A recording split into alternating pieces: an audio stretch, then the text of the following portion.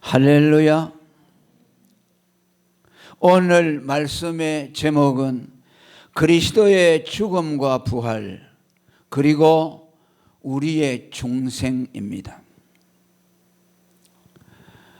예수님의 부활은 장차 우리에게 일어날 육체의 부활에 대한 소망을 주지만은 그보다 더 중요하고 먼저 되는 문제가 있습니다.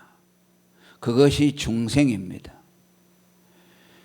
중생을 입어야만 그리스도가 재림하실 때에 육체의 부활과 함께 영원한 생명에 들어가기 때문입니다. 중생을 입지 못한다면 그 부활은 생명의 부활이 되지 못하기 때문입니다. 그래서 성경은 여러 곳에서 그리스도의 부활과 우리의 중생을 연결 지우고 있습니다.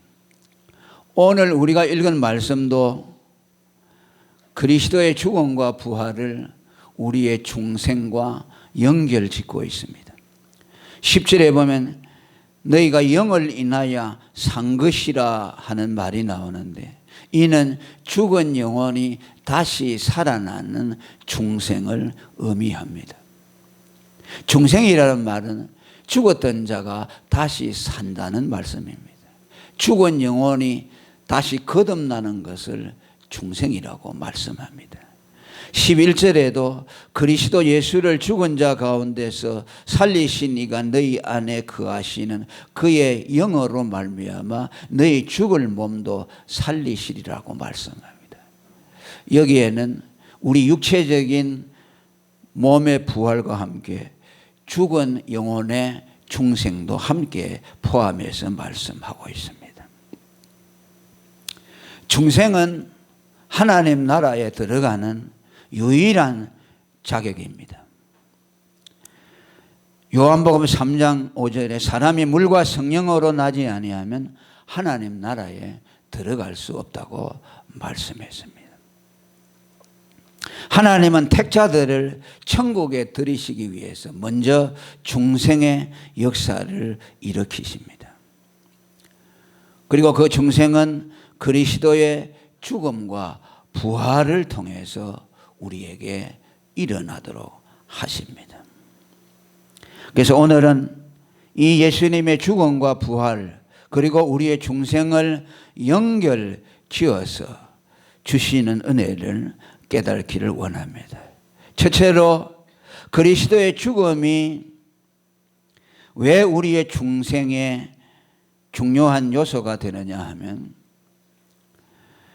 죄의 싹선 사망이라는 율법의 요구를 예수님의 죽음을 통해서 이룸으로 그것을 나의 의로 하나님이 주셔서 우리로 하여금 중생하게 한다는 말씀입니다. 영은 의를 인하여 산 것이라는 말씀은 죄로 인해서 죽은 영이 그리스도의 죽음으로 다시 중생한다는 말씀입니다. 그런데 오늘 10절의 말씀에 보면 그리스도의 죽음이라는 말은 언급되지 않고 그리스도께서 너희 안에 거하시며 너희 안에 계시면 너희 죽은 영도 살아난다고 말씀합니다. 우리가 중생과 그리스도의 죽음을 연결 지으려면 예수님이 죽으심으로 우리가 중생했다고 말해야 되는데 죽음이라는 말 대신에 그리스도가 우리 안에 거하시는 것을 먼저 말씀하고 있습니다. 예수님이 우리 안에 거하시는 것과 예수님의 죽음은 무슨 상관이 있는가? 예수님이 우리 안에 거하시려면 먼저 그분의 죽음이 우리에게 영접되어야 합니다. 예수님이 내 안에 계신다고 하는 말씀은 예수님의 죽음이 우리에게 영접되어 있다는 것이 전제되어 있습니다. 그래서 그리스도가 내 안에 계신다는 말은 정확하게 표현을 하면은 예수 그리스도가 그의 죽음을 앞세우고 내 안에 들어와 계신다는 말씀입니다. 그리스도는 우리 안에 들어오실 때 그의 죽음을 가지고 들어오십니다. 살아있는 예수님은 우리 안에 들어올 수가 없어요. 반드시 십자가에 죽으신 그분의 죽음을 통해서만 그리스도가 우리 안에 들어올 수가 있습니다. 왜 우리가 예수님의 죽음을 강조하느냐 하면 주님과 우리의 만남은 그의 죽음을 통해서만 가능하기 때문입니다. 예수님이 이 세상에 와서 훌륭한 일을 많이 하고 또 그분을 대단한 존재로 우리가 받아들인다고 하더라도 예수님이 나를 위해 죽었다는 그 사실을 받아들이지 아니하고서는 예수님과 나와의 만남은 이루어질 수가 없습니다. 그분은 반드시 당신의 죽음을 가지고 우리를 만나 주시고 우리 안에 들어오신다는 거죠. 왜냐하면 예수 그리스도는 하나님이십니다. 예수 그리스도는 하나님이시기에 하나님이라는 말은 그분은 거룩하신 분이라는 뜻이죠. 거룩하신 하나님은 죄인 안에 들어오실 수가 없습니다. 그분이 우리에게 들어오게 되면 우리는 그분의 거룩한 불에 소멸되어 버리고 맙니다. 그분이 우리에게 접근하는 즉시로 우리는 영원한 죽음을 당하게 됩니다. 그렇기 때문에 그분이 우리 안에 들어오시려면 그분의 죽음을 앞세우고 들어와야만 우리를 만날 수가 있고 우리 안에 들어오실 수가 있습니다. 그리스도라는 말은 풀어서 말하면 우리를 위해 죽으시는 하나님이라는 뜻입니다.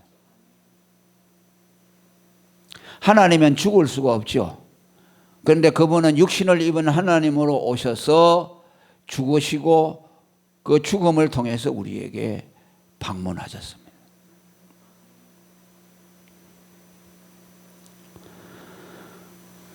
구약 성전에 하나님이 그곳에 임할 때 유일하게 대제사장을 만날 수 있도록 허락한 곳이 지성소지요. 그 지성소 제단에는 피가 뿌려져 있습니다. 그 피가 뿌려진 곳에만 하나님이 오셔서 대제사장을 1년에 한 번 딱 만나 주셨습니다. 하나님은 함부로 오실 수가 없어요. 이 세상을 창조하셨지만 이 세상에 오실 수가 없어요. 하나님은. 왜? 이 세상은 죄인들의 세상이기 때문에 하나님은 이 죄인의 세상에 오실 수가 없습니다. 그분은 거룩하시고 영광된 분이기 때문에. 그래서 이 땅에 성전을 세워놓으시고 구약시대 때는 그 한 곳에만 딱 1년에 한 번 하나님이 임재하셨습니다. 그곳에서 대제사장이 그의 백성들을 대신해서 대표해서 하나님을 만나주시고 하나님이 대제사장에게 나타나셔서 일러준 말씀들을 그의 백성들에게 선포해 주었습니다.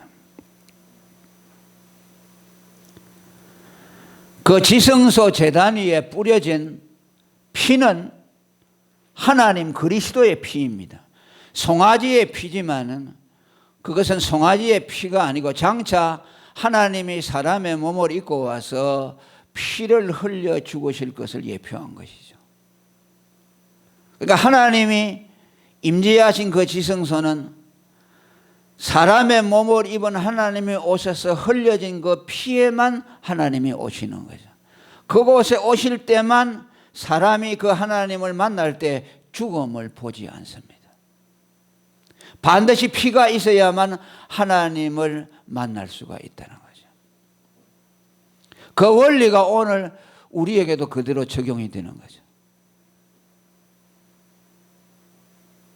하나님이 우리에게 들어오실 때에는 사람의 몸을 입으신 하나님의 피, 그리스도의 피, 그의 죽음을 통해서만 우리 안에 들어오실 수가 있다. 그 피가 없이는, 그의 죽음이 없이는 하나님은 우리 안에 오실 수가 없기 때문에 그리스도가 우리 안에 거한다는 말은 그분의 죽음을 가지고 우리 안에 들어오셨다는 것이죠. 그분은 당신의 죽으심으로 우리 안에 거주하신다는 말씀입니다. 우리에게 그리스도의 피가 뿌려졌다는 말은 그분의 죽음이 우리 안에 있다는 말씀입니다. 예수 믿는 여러분들에게는 그리스도의 피가 뿌려져 있습니다. 그것은 곧 그분의 죽음이 여러분 안에 들어와 있다는 말씀이죠. 그렇기 때문에 하나님이 그 피 때문에, 그 죽음 때문에 우리 안에 들어와 계셔도 우리가 그의 거룩한 불에 소멸되지 않을 수가 있는 것입니다. 그래서 예수 그리스도를 영접하려고 하는 사람은 그분의 죽음을 받아들여야 됩니다. 그분의 죽음을 받아들이지 않는 사람은 그리스도를 모실 수가 없습니다.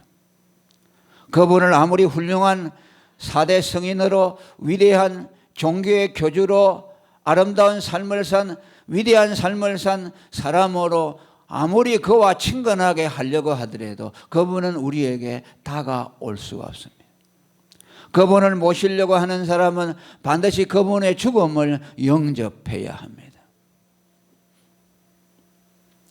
찬송가 325장에 문 두드리는 손은 몸 박힌 손이요, 또 가시 면류관은 그 이마 둘렸네. 주 예수 간곡하게 권하는 말씀이 내 죄로 죽은 나를 너 박대할 소냐. 예수님이 우리에게 들어오시기 위해서 노크하실 때에 그 손은 십자가에 못 박힌 손입니다. 그 머리에는 가시 면류관이 둘려져 있습니다. 그분이 우리에게 하시는 말씀은 내가 네 죄를 위해서 죽었다는 말씀입니다. 예수님의 죽음을 받아들이는 자만이 주님을 모실 수가 있다는 말씀입니다. 예수님이 내 살을 먹고 내 피를 마시라고 한 말씀은 나의 죽음을 받아들이라는 뜻입니다. 요한복음 6장 56절에 내 살을 먹고 내 피를 마시는 자는 내 안에 거하고 나도 그 안에 거한다. 무슨 말씀입니까?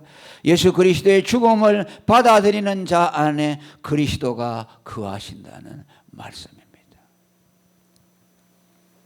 그리스도의 죽음을 받아들이지 않는 자는 그리스도를 영접할 수가 없습니다. 그래서 그리스도께서 우리 안에 계신다는 말은 곧 그리스도의 죽음이 내 안에 모셔졌다는 말씀입니다. 여러분들 안에 예수님이 거하시는 것은 여러분들이 그분의 죽음을 모셨기 때문입니다. 그분이 여러분의 죄를 위해서 죽으셨다는 그 복음, 그 음성을 영접했기 때문입니다. 오늘 아직까지도 이 그리스도의 복음을 받아들이지 않는 사람은 이 시간에 예수의 죽음을 받아들이시기를 바랍니다. 다른 신앙은 다 버리시기를 바랍니다. 예수님이 나를 위해 죽으신 하나님의 아들 그리스도라는 거룩한 이 말씀을 받아들일 때에 예수님이 여러분 안에 거하게 될 것입니다. 이것은 하나님의 영원한 약속입니다.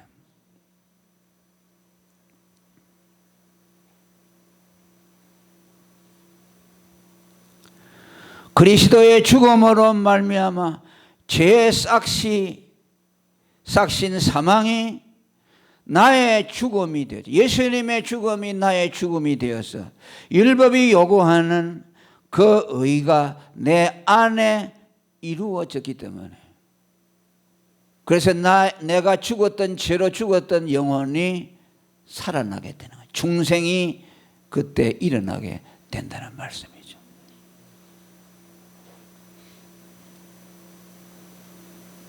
죄로 죽은 영혼은 어떻게 살아나느냐? 그리스도의 죽음을 받아들여서 율법의 의가 내게서 성취된 사람에게서 죽었던 영혼이 살아나게 되는 것이죠. 중생은 오직 이것으로 이루어지는 것입니다.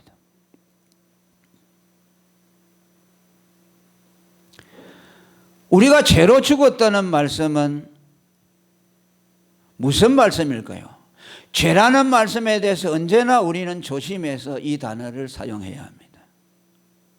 죄라는 말은 지난 시간에도 말씀드렸죠. 모든 불의가 죄라고 말씀했습니다. 의가 없는 것이 죄라고 말씀했어요. 불의는 의가 없다는 말씀이죠. 요한 1서 5장 17절에 모든 불의가 죄라고 선언하고 있습니다. 사람이 왜 죽었습니까? 죄의 사망, 죄값으로 죽었는데 그 죄는 무엇을 의미하느냐? 내게 의가 없는 것을 의미합니다. 의가 없는 불의 때문에 내가 죽었다는 거죠. 그러면 그 죽었던 자가 살아나는 것은 어떻게 살아납니까? 의가 없는 내게 의가 주어지게 되면 살아나게 되어 있습니다. 할렐루야. 이것은 수학의 공식과도 꼭 같습니다. 죄가 없기에 죽었기 때문에, 의가 없기에 죽었기 때문에 죽은 자가 살아나려면 의를 가지면 되는 거죠. 그 의는 바로 예수님의 죽음을 영접해서 죄의 삭은 사망이라는 율법의 요구를 내가 이루어 드림으로 내 안에 하나님의 의가 있게 되므로 나는 하나님 앞에 죽었던 영혼이 다시 살아나게 되는 것입니다. 그래서 하나님은 죄로 죽은 우리의 영혼을 살리기 위해서 의가 되시는 예수 그리스도를 이 세상에 보내어 주셨습니다. 그분의 죽음을 통해서 우리의 의가 되게 하셨습니다. 그래서 고린도전서 1장 30절에 그리스도는 하나님께로 나와서 우리에게 의와 구속함과 지혜가 되었다고 말씀합니다. 여러분들은 이 그리스도의 의를 받아들이시기를 바랍니다. 그분의 죽음을 받아들이심으로 여러분 안에 하나님의 의가 이루어지기를 축원합니다. 그 의가 있는 곳에 죽은 영혼이 살아나게 되는 것입니다.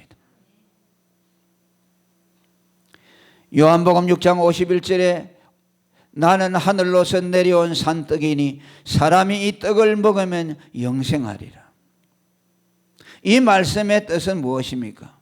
의가 없어서 죽은 죄인이 하늘에서 내려온 산떡, 예수 그리스도의 생명, 죽음, 그 죽음을 받아들이면 내 안에 영원한 생명이 있게 된다. 왜 그렇습니까? 그의 죽음을 받아들임으로 내게 하나님의 의가 이루어지기 때문입니다.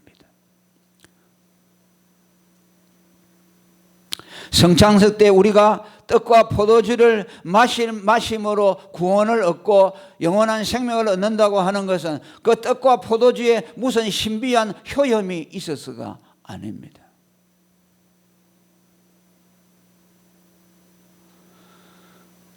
그 떡과 포도주가 무슨 마술을 부려가지고 그것을 먹는 순간에 우리 안에 어떤 생명을 만들어내는 것이 아니라 그 떡과 포도주가 말하는 것은 예수님의 죽음을 말씀합니다. 떡은 예수님의 살이요 포도주는 예수님의 피를 말합니다. 그분이 십자가에서 우리를 위해 죽어주신 죽음을 말합니다. 떡과 포도주를 먹는다는 것은 그분의 죽음을 나의 죽음으로 받아들인다는 뜻입니다. 그분의 죽음을 나의 죽음으로 받아들일 때에 내게서 하나님의 의가 이루어지니 죽었던 영혼이 생명으로 다시 살아나게 되는 중생이 일어나게 되는 것입니다. 그래서 예수님의 죽음과 영생은, 죽음과 중생은 불가분리의 관계를 가졌다고 말하는 겁니다.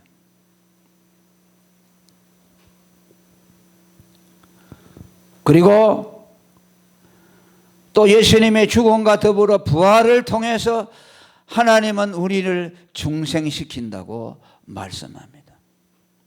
11절에 보면 예수를 죽은 자 가운데서 살리시니가 너희 안에 거하시는 그의 영으로 말미암아 너의 죽을 몸도 살리리라고 말씀합니다.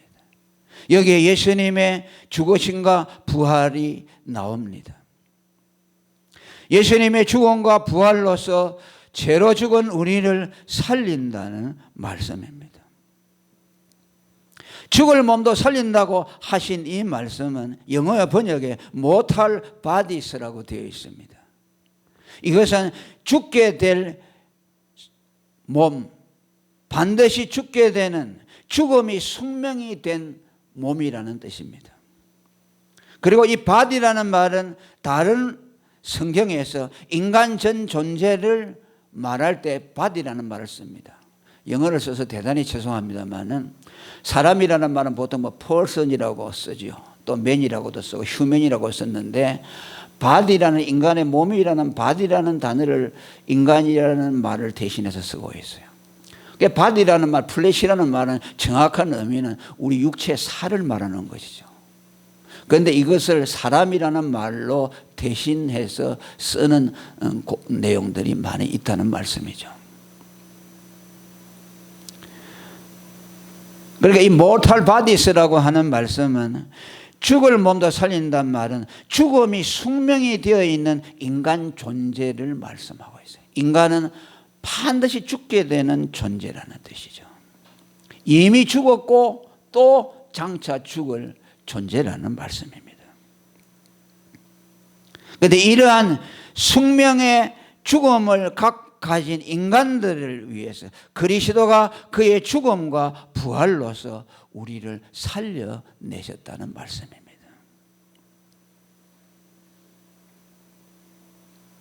그의 죽음으로 우리의 죽음의 자리에 내려가시고 그의 부활로 우리를 죽음에서 일으켰습니다.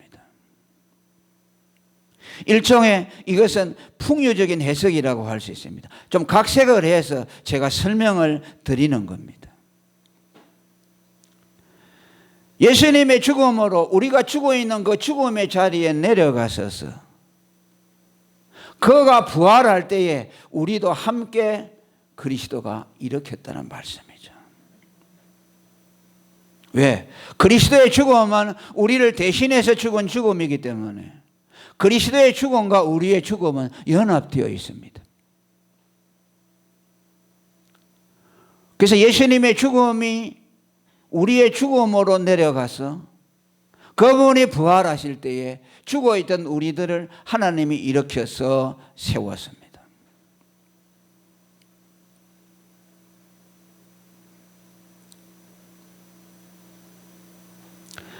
부활은 여러분 그냥 예수님이 능력으로 일으키신 것이 아닙니다.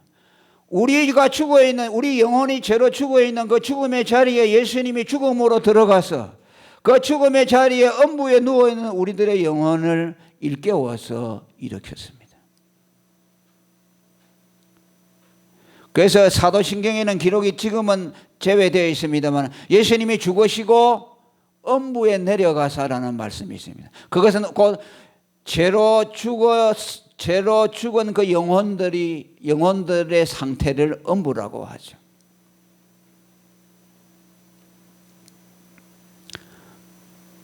예수님은 죽음으로 우리의 죽음에 내려가셔서 예수님이 부활하실 때 죽은 우리들을 함께 일으켰습니다. 그 말씀이 에베소서 2장 5절에 나타나고 있습니다. 허물로 죽은 우리를 그리스도와 함께 살리셨다고 말씀합니다. 이것은 그리스도의 죽음과 우리의 죽음이 연합되어 있고 그분의 부활 때에 우리도 함께 부활했다는 것을 말씀합니다. 그분의 죽음과 우리의 죽음이 동일시되어 있고 그분의 부활과 우리의 부활이 동일시되어 있다는 말씀이죠. 그것은 그 세례를 통해서도 우리에게 이미 말씀해 주셨습니다. 골로새 2장 12절에도 너희가 세례로 그리스도와 함께 장사한 바 되고 또 죽은 자들 가운데 그를 일으키신 하나님의 역사를 믿음으로 그 안에서 함께 일으키심을 받았다고 말씀합니다. 우리의 죽음에 예수님의 죽음이 함께 내려가시고 그분이 부활하실 때에 나의 죽음도 그 죽음에서 예수님의 부활과 함께 일으키심을 받았다는 것이죠.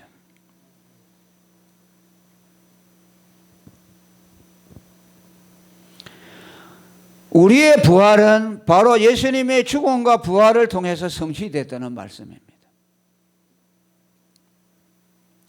요한복음 11장 43절에 보면 예수님이 죽은 나사로를 살리는 장면이 나옵니다.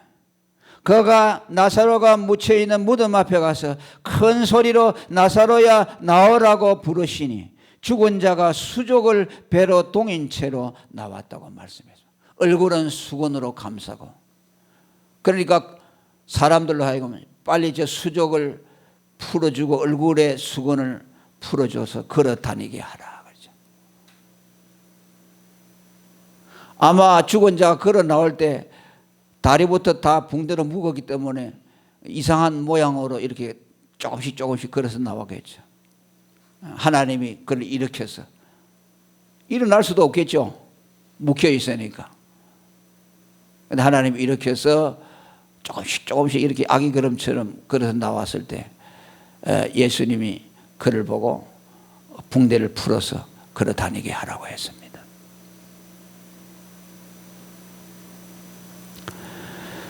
우리는 이 말씀을 보면서 예수님의 능력은 무한하시구나, 예수님이 말씀 한마디 하시면은 저렇게 무덤에 죽은 자도 일어나서 이렇게 걸어 나올 수가 있구나, 그것을 말씀할까요? 결코 그런 뜻은 아닙니다. 예수님이 여기서 나사로를 향해서 일어나 걸어서 나오라고 말씀한 것은 장차 그가 나사로의 죄를 위해서 죽으시고 부활하실 것을 전제로 하고 명령하신 것입니다. 그의 죽음을 전제하고 있습니다. 그리스도가 그를 위해서 죽으시고 부활하실 것을 내다보시고 그 공로를 미리 당겨서 나사로를 죽음에서 일으킨 것이죠.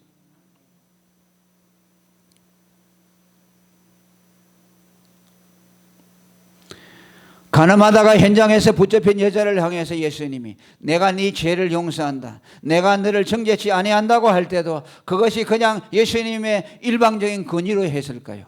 그것이 아니라 그가 앞으로 십자가에서 그의 죄를 위해서 죽으실 것을 내다보시고 예수님이 그의 죄를 대속할 것을 담보로 하고 그 여자의 죄를 용서해 주셨습니다. 오늘 주님이 우리의 죄를 용서해 주는 것도 마찬가지입니다. 예수님의 십자가의 죽음을 근거로 우리의 죄를 용서하는 겁니다. 우리가 죄의 죽음에서 다시 부활하는 그 중생도 예수 그리스도의 죽음과 부활을 통해서 우리에게 이루어졌다는 말씀이죠. 그래서 예수님은 죽으심으로 우리가 의롭다 되었다는 것을 선언해 주셨다고 말씀합니다. 그분 자신이 죄가 없는 하나님의 아들이고 우리가 하나님 앞에 의롭다함을 입었다는 것을 확정해 주기 위해서 그가 부활했다고 말씀하는 겁니다.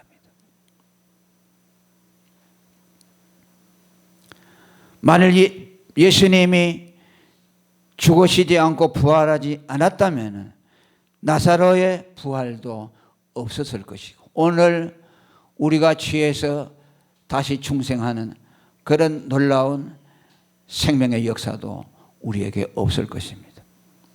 오늘 부활주의를 맞이하면서 중생을 말씀한 것은 우리 육신의 부활이 예수님처럼 동일하게 일어날 것이라는 그 약속을 바라보는 동시에 그보다 먼저 육체의 부활이 있기 전에 죄로 죽었던 영혼이 다시 살아나는 중생이 먼저 있어야 된다는 것을 이 말씀을 통해서 우리에게 확증해 주고 있습니다.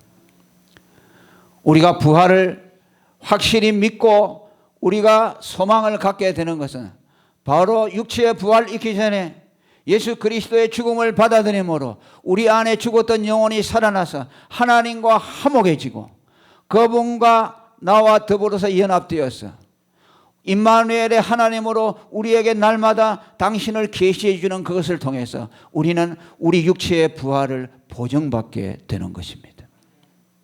우리가 조금 더 육체의 부활을 의심하지 않는 것은 내가 예수 그리스도의 죽음을 받아들임으로 죄로 죽은 영혼이 살아나서 내가 살아있다는 것을 내 마음속에 확실하게 믿기 때문에 그 육체의 부활은 부속적인 일로서 그것은 자연스럽게 따라오는 일로 믿기 때문에 우리는 그것을 의심하지 않는 것입니다. 어떤 사람들은 부활을 기적적인 사건으로 보는 경향들이 있습니다. 하나님은 전능하기 때문에 죽은 자를 살리실 것이다 라는 하나님의 능력에 포커스를 맞추어서 부활을 생각합니다. 결코 그런 것은 아닙니다. 부활은 그리스도의 죽음과 그분의 살아남과 우리의 중생과 연결되어 있다는 것을 우리는 오늘 이 말씀을 통해서 깨달음을 받으시기를 바랍니다. 그래서 오늘 이 부활의 생명은 바로 육체의 부활이 있기 전에 지금 우리 안에서 경험되어지고 있습니다. 할렐루야. 우리가 죽었던, 죄로 죽었던 우리 안에 예수님의 생명이 있음을 알게 되고 그 생명을 날마다 우리는 누리며 살고 있다는 것은 이미 우리는 그 부활에 들어갔다는 확정을 가진 것이라고 할 수가 있습니다. 오늘 이 부활의 축복이 모든 여러분들에게 충만하시기를 예수 이름으로 축원합니다. 통성으로 기도하겠습니다.